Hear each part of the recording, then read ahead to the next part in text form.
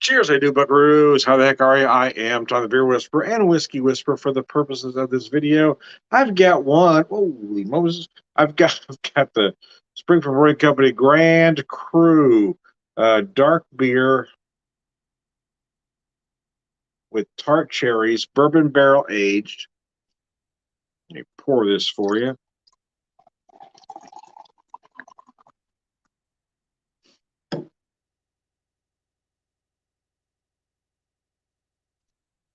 Seven and a half percent. Let me show you the particulars there. 7.5%. It is bourbon barrel aged, which is why I'm pairing it with a bourbon. As you will notice, and you'll notice this with almost everything bourbon barrel aged, the head will dissipate rather quickly. This one hangs on there for a minute, but it does dissipate there. There you go. Anyways, let me show that to you. Now, I want to pair with this particular whiskey, because this is a big, bold bourbon. But here's what I did. I have this served mostly neat. I say mostly neat because, well, I didn't chill it, but I did add a few dashes of some cherry bitters to go along with this cherry, this Grand Cru aged with tart cherries. So I say mostly neat. So it's the whiskey plus a few dashes of cherry bitters. So anyway.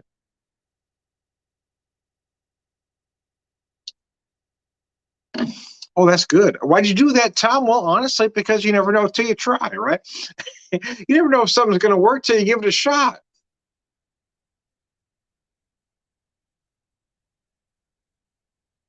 This Grand Cru is spectacular. I got to tell you, it is just gorgeous. So those tart cherry notes, you really feel the most in the finish. You do feel some cherry notes right up top, and they kind of dissipates a little bit. Then you feel those tart cherry notes right at the end. It's absolutely gorgeous.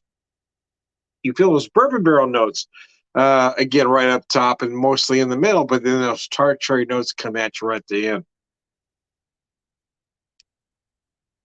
Which is why, again, I decided to add just about 3 dashes of cherry bitters to straight whiskey because I wanted to see what it would do. I want to see how it would react.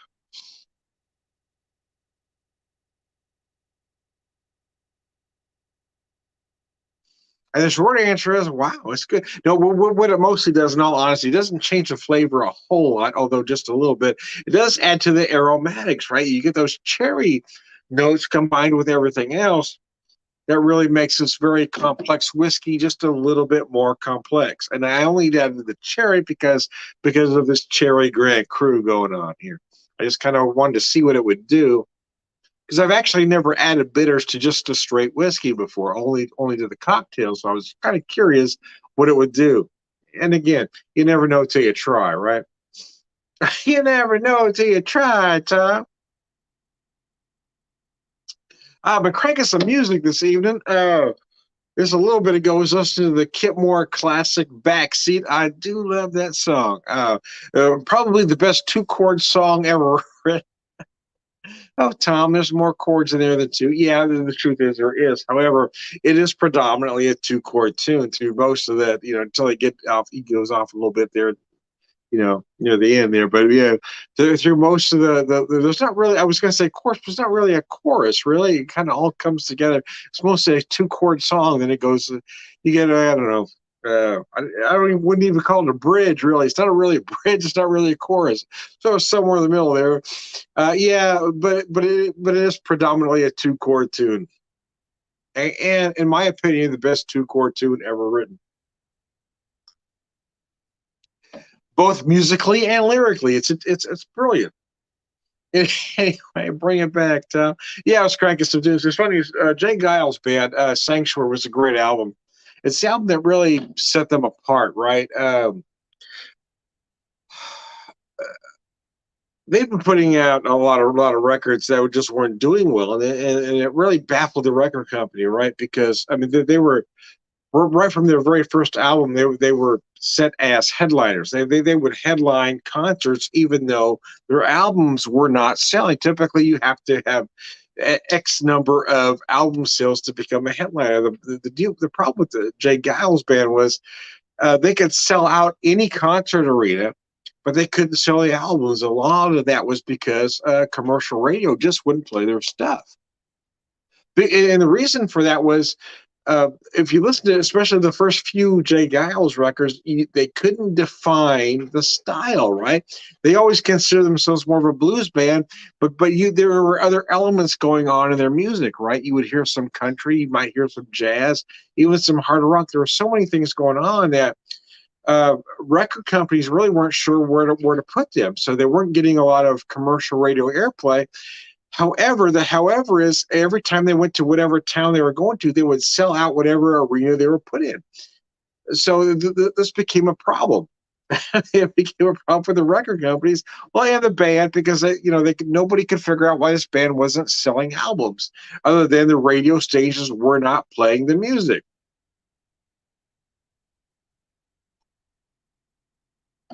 Until Sanctuary came out. Sanctuary came out. I believe in 1978. And Sanctuary was their first album to go gold. And then that's when they finally started making some headway. That's when they finally started getting some commercial airplay. And again, the problem with Sanctuary is, again, that they really couldn't define the style. If you listen to some of the songs on Sanctuary, you can hear that solid blues influence. But then there are songs like Sanctuary, like Sanctuary itself, which really defied style. But one of the songs on there that really has grabbed me, especially recently, is I Can't Believe You. Now, here's the problem with that song. Well, there is not a problem with that song, but here's the thing with that song for me is, as a youngster, when I bought this album when I was, I bought this album as a youngster. When I bought this album when I was 13 years old, that particular song didn't speak to me. I didn't understand it. It didn't make sense. I didn't like it. But now that I listen to it as a 57-year-old man, I listen to that song and I hear it in a completely different way. I can hear the nuances, right? I listen to it. It's not just the lyrics that I think are genius. I think the song itself is brilliant. The way it starts in a certain way and it comes down and then it comes back up again. I said, oh man, these guys were brilliant. but little nuances like that are lost on a 13-year-old, but a 57-year-old goes, oh, now I get it. So now I listen to that song. It's the one song that see before it was One Last Kiss, it was Sanctuary, it's the other songs. But now as I listen to that whole album right now, Wild Man back then, but as I listen to the album right now as an older person, this is the song. I Can't Believe You Now is the one song that really stands out as particular genius. The way that song was put together is absolute brilliance.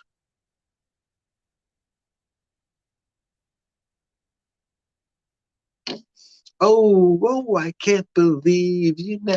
Again, the way it starts off and then it hits crescendo, it comes back down, and oh man, the way that song is put together, it really shows these guys knew what they were doing as songwriters. I just wasn't smart enough as a 13-year-old to figure out what they were doing back then. Back when I bought that album, One Last Kiss, Wild Man, the song Sanctuary itself were brilliant tunes, but I didn't understand I Can't Believe You Now until you listen to it as an old man.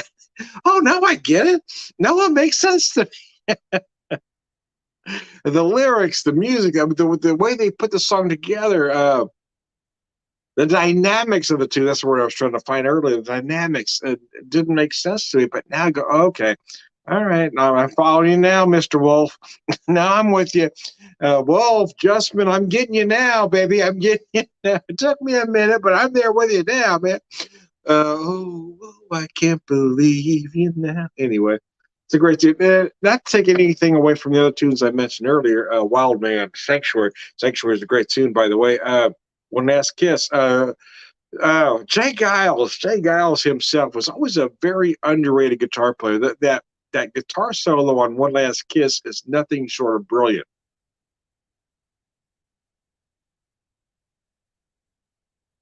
But he wasn't a flashy player. I think that's why he kind of got overlooked, especially during the 70s and 80s when everything was about flash. He wasn't flashy. He was just good. That's why Mr. Giles got overlooked, because he was just good. He wasn't flashy. He wasn't trying to, steal the spotlight for anybody. He was just good. You listen to some of those solos, especially like One Last Kiss, even. Oh my Lord. In my most humble of opinions, I think Sanctuary was their best album. I did like Love Stinks, uh, and I did like some of their other stuff that that folks may have forgotten about. I actually think Monkey Island was a better album and got credit for it, uh, but I do understand why the band kind of went their separate ways. You had you had the Poppy Centerfold, which would put them at their peak commercially, but I feel like it was at their weakest uh, from a music standpoint. Oh, really? This is all you got? It's a good poppy tune, but it's not great musically, in my opinion. Anyways, I digress. But I digress, man. So I got this. You can really feel those cherries, right? You feel it right. You get the sweet cherry note right up top. And then you got the other flavors in the middle. Then you got those, you get tart cherry in the finish, which is why I wanted to add those. The curiosity got the best of me. I wanted to see what would happen if I put just a couple dashes of cherry bitters in with this straight whiskey here, and you really can't feel those cherry notes. So I feel it more on the nose than I do the flavor here.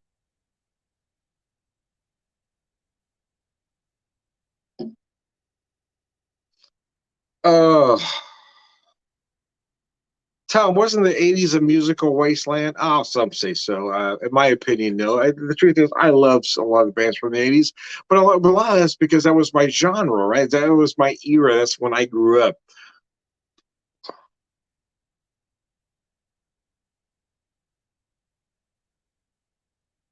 I turned 15 in 1980. 25 at the end. Yeah, yeah. I mean, that was my era. I saw a lot of these bands. I saw a lot of bands that get kind of uh, overlooked now because of certain things. I saw Metallica as the second of three bands. I yeah, they weren't even a headliner, and I swear to goodness, I remember seeing them and going, "This is the worst band I've ever heard of."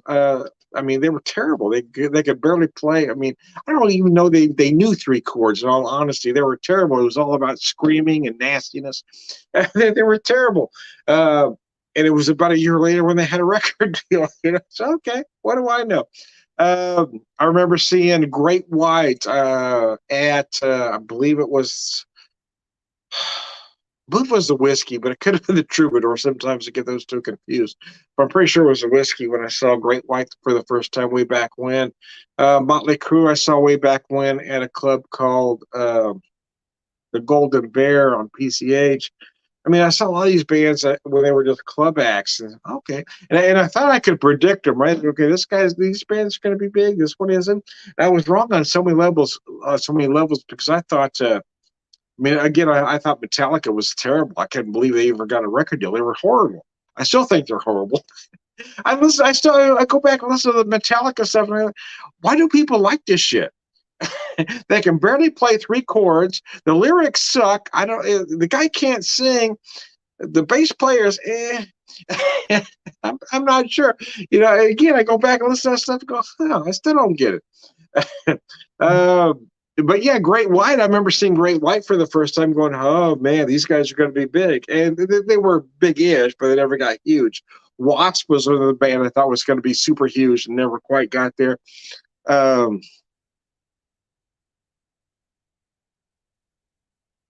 Motley Crue. I remember when I saw Motley Crue the first time, I was like, okay, maybe there's some potential there, but they're rather raw. And that was really the truth about that band. Early on, they were raw. They kind of got polished off in the studio, but they got better as they went along.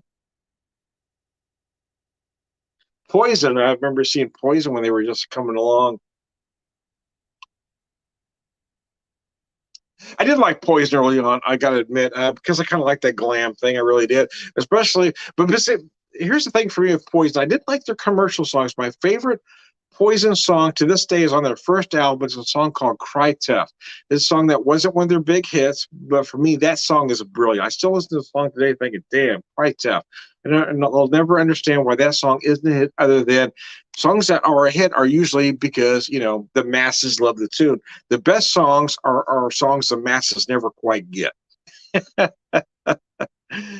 guess the masses will swallow anything.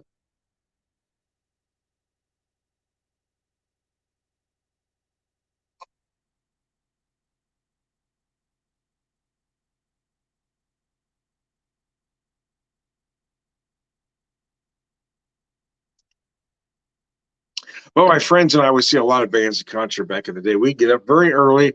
Yeah, I can't even believe my parents let us do this. In all honesty, but we get up real early. We get in line.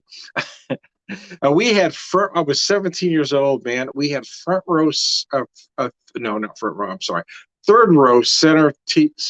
Third row center tickets for Blue Oyster Cult and Rainbow. Now, that might not mean anything to you, but if you're of if you're of a certain age, you're gonna go, "Holy crap, Tom! Really? Yeah. Holy crap! Really? Yeah, really."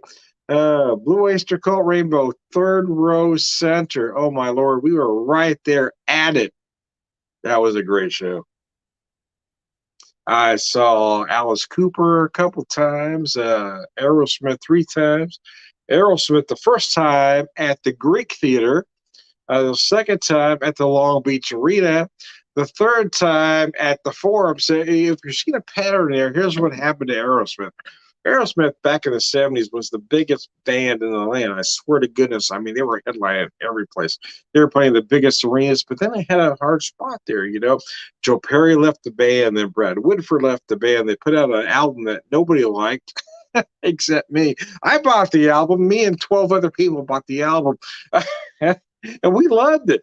Well, I'll speak for myself. I thought it was a great album, but it tanked. It tanked bad. So they actually did a tour called the Back in the Saddle tour in 1984. They were playing the Greek Theater. They didn't even have an album for that tour. They were just playing. They were just trying to get out there again with the original band with Joe Perry and Brad Woodford back in the band. Now here's why it worked. It worked because they were absolutely brilliant. They finally got their shit together. They finally put together a live act where they weren't all on drugs at the same time, right? This band was brilliant. The opening act was a great band that never quite got there either, was Black and Blue. Black and Blue was a pretty good rock and roll act back in their time, but they never quite got to that headliner status. But they were opening at that moment, which actually, and they were actually big in that neck of the woods, so they actually brought in some folks. So it really helped. But yeah, that was a great tour. The Back in the Saddle tour. Anyway, but the first time I saw them was a couple years before that at the Long Beach Arena for that album we talked about. That just Pat Travers was the opening band, and Pat Travers was pretty brilliant that year. Black Pearl was the album for Pat Travers. So, but again, then the third time was at the Long Beach Arena, as Aerosmith slowly climbed that ladder back to the top with their Permanent Vacation tour, and that album just hit, man. That album just hit. It was big, man. For whatever reason, that album just took off. The funny thing for me was the big songs on that album weren't the songs that I expected them to be. There were a couple other songs on there that I thought were going to be hits that never became hits. The songs that were hits were the songs I didn't expect to be hits. But again, you never can tell. The other side of that is from my point of view, or from my standpoint as somebody that loves music, is that most of the songs I love really aren't the hits, man. I've always made the joke that my favorite song from any given band on any given album is the second song on the B-side. The songs everybody else loves, like, well, yeah, but what about this one? This is the one I really like. It's always the second or third song on the B-side that's my favorite. It's not the hit. It's not the top 40 tune. It's not the song that might get AM radio play. And maybe that's just my particular take on music. I've never been that one, oh, isn't that so? Yeah, but it's rather simple, isn't it? Tom, that's a great tune. Yeah, a little simple, ain't it? I don't know, maybe it's just me. I've never been I don't know, I'm not an AM radio guy. I'm not a top 40 guy. I never loved top 40. I don't even like top 40. Most songs on top 40, I think are just done for the brain dead masses, man. They're not good songs. They've never been good songs. Their songs of simple-minded folks can just go, yeah, that makes sense to me. But for me, I want something a little more complicated. Tom, you're being a little pretentious. I don't mean to be, but maybe. I don't mean to be, but maybe I am. I don't know. Uh, yeah, my favorite song from any. I mean, you pick any album from any artist. And in all honesty, my favorite song from that band is probably the on the B side, the second or third song. Sung it every song. But tell them they're never going to play that one live. Yeah, I know, but I still love that tune. It's great. And that's a good tune, man. Nobody wants to hear that song everybody else likes. Anyway, I digress.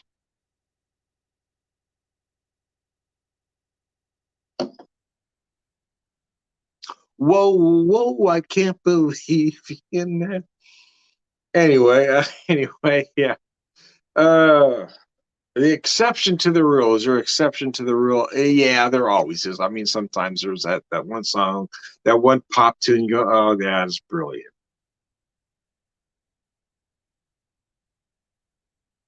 I want to talk about one interesting performer. Just kind of hit me at this moment as we were talking about that is Elton John has always been thought of, or especially as later in his career was thought of as more of a pop artist. But if you listen to his early albums like Madman Across the Water, that's not a pop album, and a lot of people tend to forget that. This is you hear his later stuff, or especially the '80s stuff, Kiss the Bride. Yeah, it's a very '80s poppy tune. It's not a bad song by any means, but it's a very '80s poppy tune. But if you listen to the album Madman Across the Water, that's not a pop album by any means. That's a rock album. I mean, it is musically and lyrically, it stretches the imagination. I mean, it is incredible. Bernie Taupin is arguably the best lyricist of all time. There's a few contenders in there. Don't get me wrong, but Bernie Taupin's stuff from early Elton up to say 1975. Yeah, Bernie's doing some of the best stuff on the planet, man. Especially on that one album, Madman Across the Water. If you listen to the lyrics, Leave On, Tiny Dancer, these aren't pop tunes, man. They're not easily played. They're not easily heard. You got to pay attention.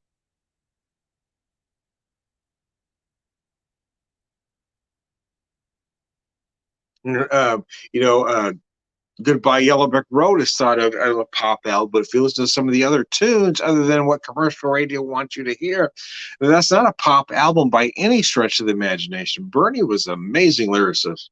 I remember listening to one interview with, apologize for scratching my nose so often, but it's really bugging me. Uh, Listen to an interview with Elton John, and he talked about someone asked him about the lyrics, right? And he said the problem with, and I'm going to paraphrase a little bit because I'm remembering the interview, but he said the problem with Bernie Taupin wasn't really a lyricist; he was a poet.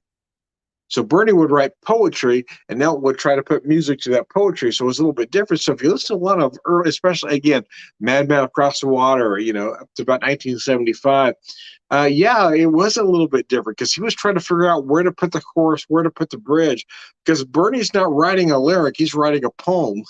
Because it's so. The funny thing is, once I heard that interview, I went back and I looked at those lyrics and went, "Oh, damn, can be." Because yeah, I knew Elton was right. I'm going, oh god, that makes sense now. That's why this is here. That's why this chord is here. This is here because it's poetry. He's trying to figure out where to put the chorus, where to put the bridge. Oh my lord, that just makes sense now. So once you figure that, especially if you listen to that album in particular, Mad Bad Across the Water, you'll be going, oh okay, now I get it. Read those lyrics as you're reading poetry and not a song. You're going, oh, now it makes sense. And again, the album Tumbleweed Connection, which might have not have been one of his best or most popular, let's say, commercially, but the songs on there were going, oh, okay, now I'm following you. Anyway, and then just Honky Chateau in there and Caribou, but Tumbleweed Connection was a very different album, and again, it's really more about again Bernie's poetry and Elton trying to put that poetry into music. So anyway, so that kind of makes sense. Once you know that, once I heard that interview, I went, oh, oh, it was like a like. I was, oh, damn, that's brilliant.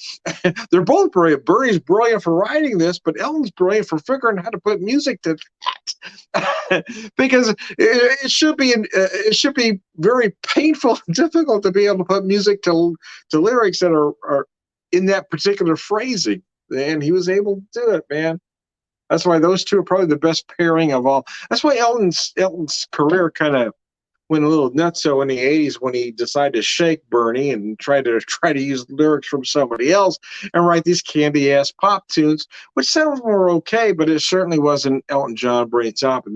Elton John's best stuff is when he was with Bernie Taupin, and there's no getting around that, man. It's just the way it is. That's just the truth, man. Anyway, I've talked for a long time. I better wrap this up. I am Tom, the Whiskey Whisperer, Whiskey Evangelist. I sometimes just like to say stuff. I'm Tom, the Whiskey Whisperer, Whiskey Evangelist, prolific whiskey drinker, pervert wisdom man.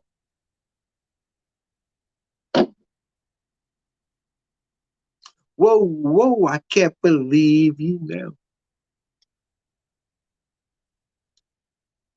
I can see very well. There's a boat on a reef with a broken back. Anyway, I apologize for the bad singing. Elton John just came to mind now. But I can see very well. There's a joke, and I know it very well. It's one of those that I told you long ago. Take my word, I'm a madman, don't you know? Madman Across the Water, in my opinion, lyrically one of the best songs ever written in any genre, any era. I am Tom the Beer Whisperer, Beer Evangelist. Tom, bring it back, buddy. I'm the Beer Whisperer, Beer Evangelist, prolific beer drinker, purveyor, wisdom man.